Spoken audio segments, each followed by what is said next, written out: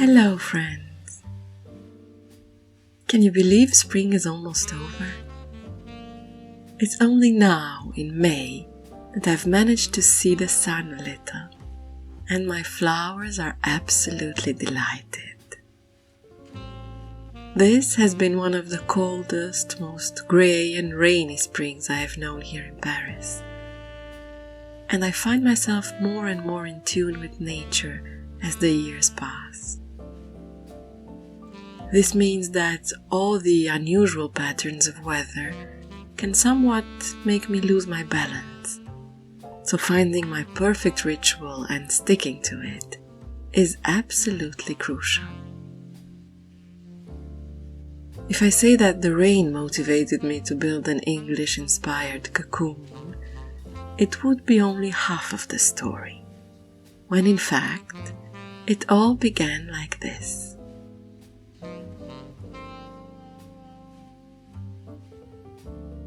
One day, scrolling on my phone, I saw the Louvre announcing the restoration of a painting that immediately caught my eye. This is the portrait of Anne of Cleves, fourth wife of Henry VIII, painted by Hans Holbein the Younger in 1539. I instantly thought of a book that came to me rather serendipitously, almost 15 years ago, left behind by an international student that was leaving the dorm and didn't have any more space in their luggage. Amenable Women by Mavis Cheek.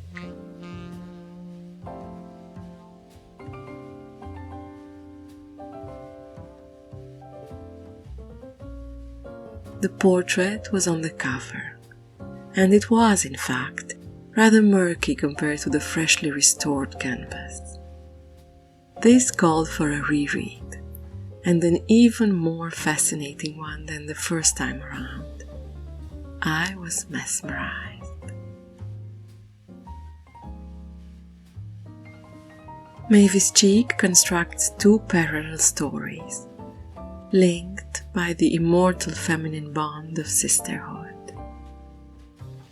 Flora Chapman, a newly widow living in the English countryside, and Anne of Cleves, the repudiated wife of one of the most famous and most toxic males of history, connect their vibrations like a bridge over time and tell a story of submission and resilience that can only inspire. Rereading this novel has been one of the most intense experiences of my reading life. I visited the Louvre portrait several times while reading, and the pages kept synchronizing to my being there. Every time I read a passage in front of the canvas, the plot was exactly at the Louvre, or Anne's testimony spoke exactly of the way Hans Holbein chose to depict her. It was as if an invisible hand made me pause the night before, so I would be in the right place at the right time in order to continue. One day, I had an hour to kill before meeting a friend, and decided to visit the Renaissance exhibition in the newly opened Hôtel de la Marine. I couldn't believe who was waiting for me there. Henry VIII in all his glory, painted by the same Hans Holbein the youngest.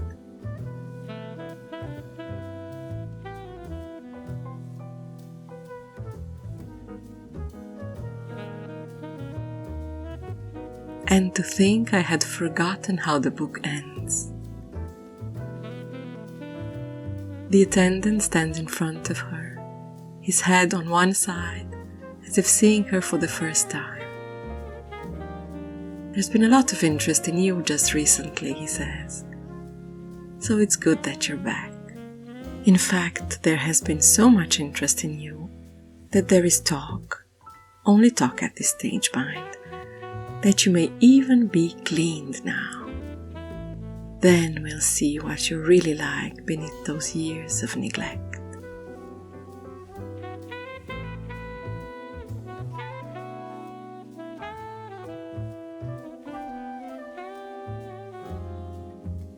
Everything I came across while reading the book revolved around the subject. I had to admit the obvious. There was a strong English feminine energy calling me. And since traveling was not on the agenda, the next best thing was an English spring ritual. Once the decision was made, I naturally had to brew a cup of English tea. And since this was a ritual to lift my spirits and make me feel like I'm on holiday, I took out the fancy porcelain, one of my favorite patterns from the Royal Albert collections, called Caroline.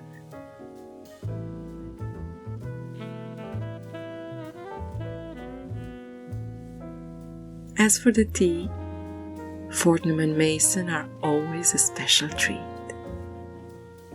This Countess Grey blend is a twist on the classic bergamot flavor, enriched by a subtle orange zest that makes this a truly uplifting cup of tea for spring.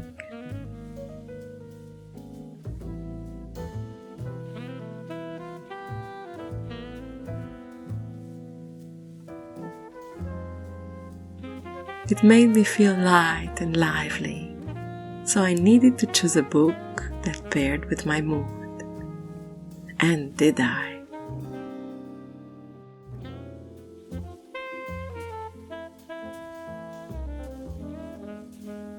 Miss Pettigrew Lives for a Day by Winifred Watson was my very first Persephone book, and might I say, a perfect choice to make me fall in love with the concept of publishing women writers from the early 20th century.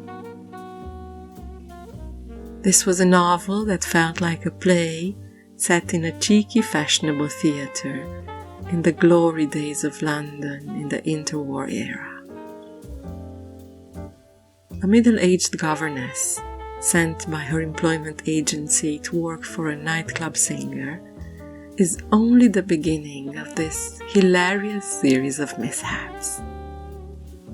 Keep in mind you'll have to consider the historic context, and then even the simplest, most predictable joke becomes an inspired twist.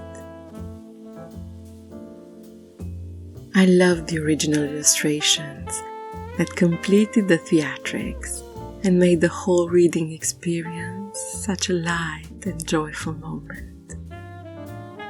The dialogues are absolutely brilliant, and if you're in a more serious mood, this makes for a good study of the feminine archetypes in the beginning of the 20th century. However you choose to approach it, prepare your jewelry box. This is a book that calls for pearls.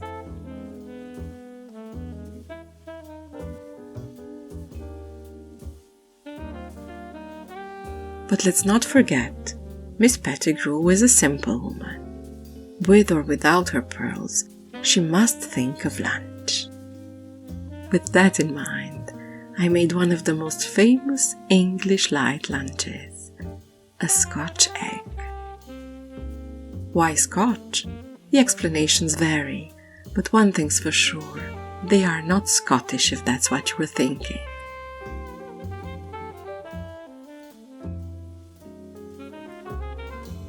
A boiled egg wrapped in sausage meat and deep fried as tradition would have it, or oven baked if you want a lighter version. Frying it in oil would temporarily seal it, thus making it perfect for travel and eating it on the go. You must try it with a piccalilli dip. Mine was Danish cauliflower piccalilli. Delicious.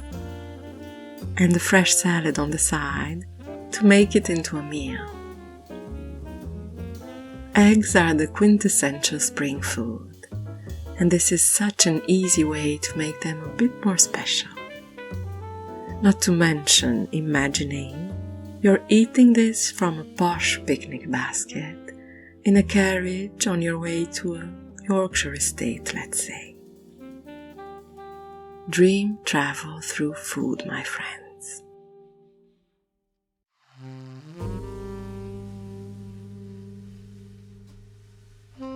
The thing with Persephone books, especially if you're not a native English reader, is that you fall through this rabbit hole where you want to read every single one of them, since you've never heard of them before.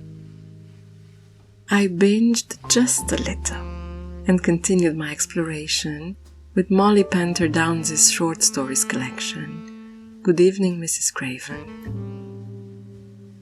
I'm not a big fan of short stories, but the idea of glimpses into various aspects of English domestic life during World War II was of great interest to me, probably influenced by Elizabeth Jane Howard's Cazalet saga. I found the writing particularly elegant. I loved the natural way of speaking about difficult subjects without adding more tragedy than reality had already imposed.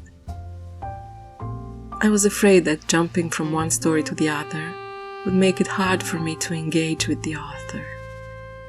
But in constructing such a well-defined style, she gave consistency to the series and made it memorable in my case.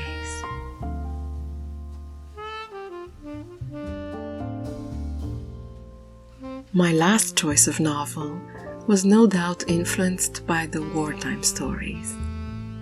The Lost Garden by Helen Humphreys is a novel set in the English countryside, written by a Canadian author.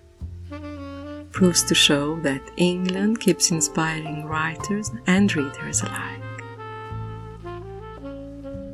During World War II, as London was being evacuated due to heavy bombing, Gwen Davis, a young horticulturalist, takes a volunteer job of organizing a neglected country estate, in the hopes of turning it into a productive vegetable garden that would help the food shortage. The domain reveals several secrets to Gwen, one of which is a love garden, hidden from sight, just waiting for her attentive care. This was a novel I read in 2 afternoons. It's the kind of plot that keeps you going without realizing it. I love the characters, the kinship we discover in times of distress, and of course, the garden. There was no denying it. I had to find my perfect English garden without too much travel.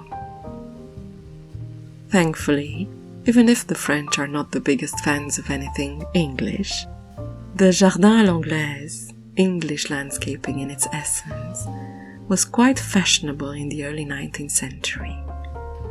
You have several such English gardens in and around Paris, and my choice was to revisit the royal and imperial residence of Fontainebleau.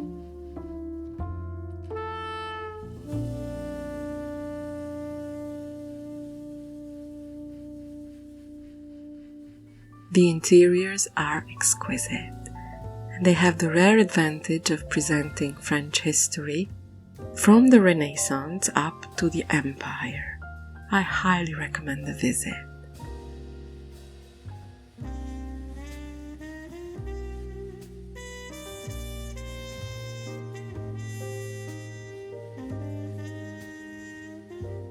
But I am here for the Jardin à l'Anglaise, and the timing is perfect. The rhododendrons are in bloom. This is quite a show. This type of informal garden originated as a revolt against the formal, symmetrical gardens that came from France and became the norm all around Europe in the 17th century. An English garden is an idealized view of nature.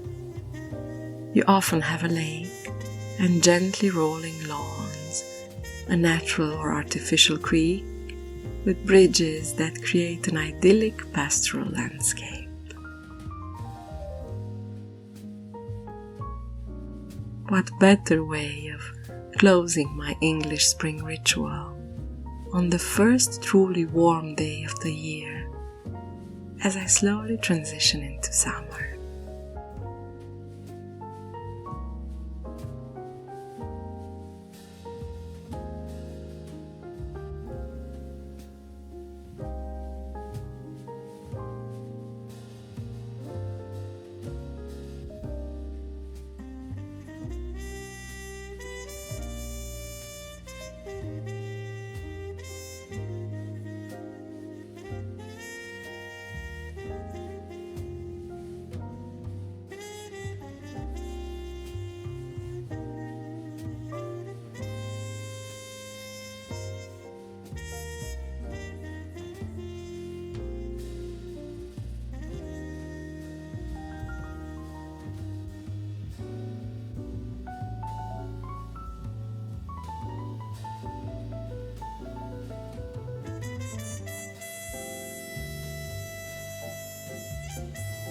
It's been quite an adventure, as usual. I somehow managed to link my reading with an invisible thread that draws a theme, a reason, an inspiration. I wonder, buzzing with excited curiosity, where my books will take me next. Until then, enjoy your reading and your ritual.